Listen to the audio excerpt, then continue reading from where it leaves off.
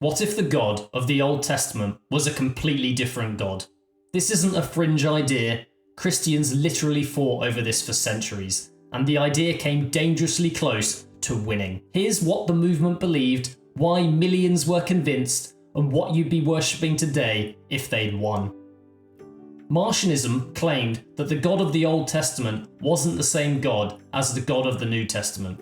They claimed that Jesus was preaching about an entirely different God. And the reason this claim became so popular is because many people couldn't reconcile the fairly bloody God of the Old Testament being the same God as the one Jesus preached about. Marcionism came along and said, we can't reconcile it either, and therefore said that the New Testament God is different. So, if Marcionism solved a problem, why did it fail?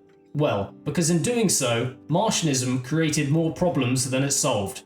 If there were now two gods, why couldn't there be 3 or 4?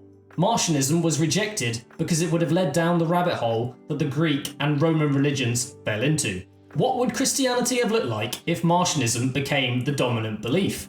There would be no Old Testament, no Exodus, no Psalms, no prophets. Christianity would have ended up severing entirely from Judaism. No shared text, no shared history, and Marcionism would have created a domino effect. Difficult, uncomfortable, or morally outdated text would need continuous revisions.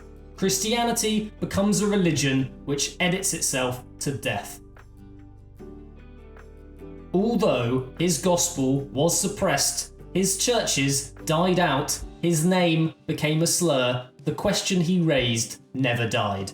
Because Marcion didn't invent the contradiction between the two testaments. He just refused to look away from it. Every heresy you'll hear about works the same way. They didn't start as rebellions. They started as attempts to answer a real problem that orthodoxy hadn't solved yet.